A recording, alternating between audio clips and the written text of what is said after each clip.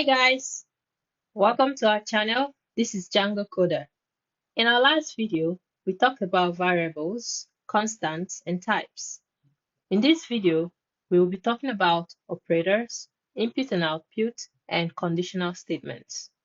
In our shopping analogy, we identified the activity which was shopping, talked about the different stores, and the different types of items that we can buy to illustrate variable types. The next thing we do before shopping is to write a list of all the items we'll be buying, write their prices, the total amount that we're budgeting, and the total amount that our list is going to cost us. If it's more than the budget, we remove some items, or if it's less, we can add more items. This brings us to our next topic, operators. In programming, operators are symbols or special keywords that perform specific operations on one or more operands. These are the basic operators that are common when writing code. We have the assignment operator, which is just the equal sign. When we're writing our shopping list, we usually have an item, example an apple, which we then assign a value that can represent either the quantity of apple we want to buy or the price of the apple. In programming, the assignment operator assigns a value to a variable. Here we have apple equal to 5, and the apple is assigned the value 5. Shoes equal 10. Shoes is assigned the value 10. Arithmetic operator. The arithmetic operator performs mathematical calculation just like doing calculations with the prices of items that you want to buy. Examples of the arithmetic operators are plus, minus, multiplication, division. And in our sample code, we can add more variables. We can add discount with a value of 5 and quantity with a value of 2. Then we can calculate the total cost by adding apples to shoes, subtracting whatever discount that we get at the store, and multiplying this by the total quantity of items that we're getting. That's going to give us the total cost. Notice that we didn't use numbers, but names. Using numbers is known as hard coding, which is not good programming practice because if you need to make changes to the value, you will have to change all instances where you used that number. But if you use variable names, all you have to do is just go where you declared that variable and change the value. Next, we're going to talk about comparison operators. Comparison operators compare two values and return a Boolean result, which is true or false. Similar to comparing prices or attributes of items to make a decision on which one to buy. Example of comparison operators are, we have the double equal sign, we have the not equals, which is an exclamation mark and an equal sign. We have the greater than, we have the less than, we have the greater than or equal to, and we have the less than or equal to. Continuing with our sample code, we have that the value of apple is equal to the value of discount, which is true because apple is 5 and discount is 5, hence they are equal. So if we say that apple with the double equal sign equals to discount, it means that the value of apple is equal to the value of discount, and that's true. Next, we have that shoe is equal to apple, double equal sign. That's not true because 10 is not equal to 5. Discount is less than shoes, true because 5 is less than 10. Quantity is greater than apple. Quantity is 2 and apple is 5. So no, quantity is not greater than apple.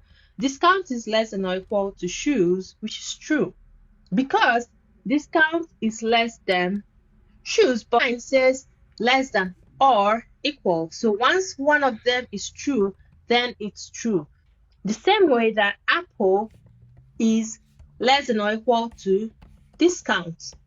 Apple can also be greater than or equal to discount because apple is equal to discount. So if you use greater than or equal sign or you use less than or equal sign, you're still going to get true. Lastly, quantity is not equal to apple, which is true because quantity is 2 and apple is 5.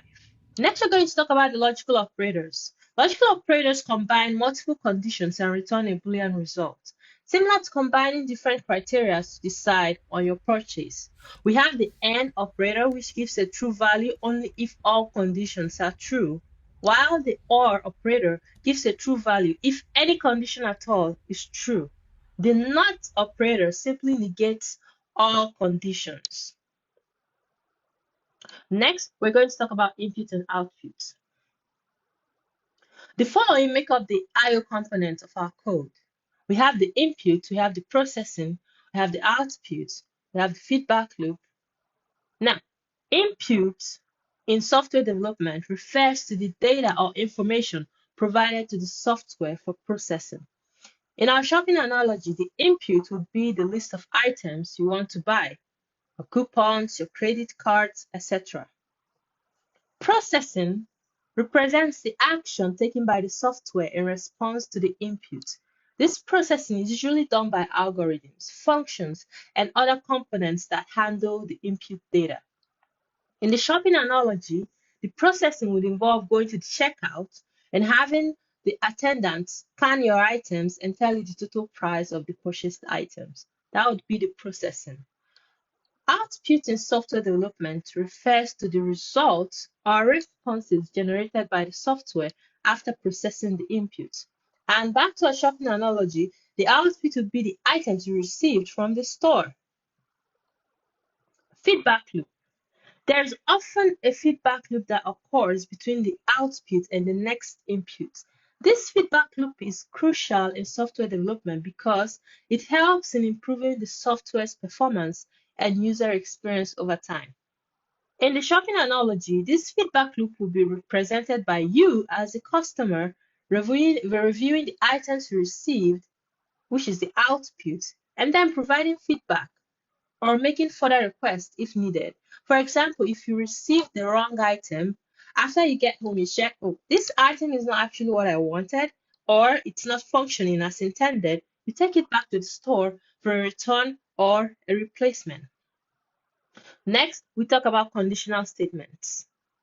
In programming, they are used to make decisions based on certain conditions. Just like the decisions you make while shopping based on specific situations, imagine that you go to the store and you encounter different situations that might change your shopping decisions.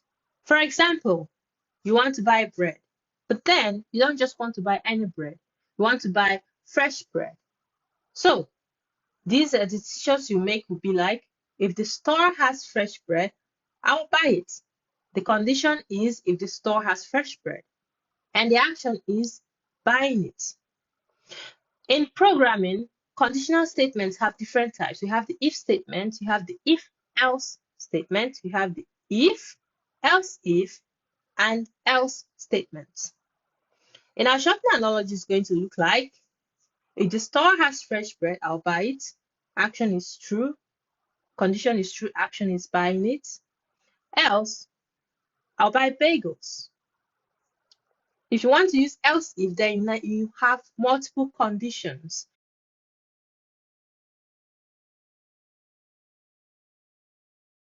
If the store has fresh bread, the first condition, if that condition is true, I'll buy it. Else, if the first condition is not true, then here is the second condition. If the store has croissants, I'll buy it. Now, this action of buying croissants is when the first condition is false, then if this next condition is true, then we buy the croissants. Else, if all conditions fail, I'll go home. This is the action I'll take if both condition 1 and condition 2 are false. I hope you enjoyed this video. Hit the like and subscribe button. I will be presenting you with the third part soon, which is going to be the loops, arrays, and methods.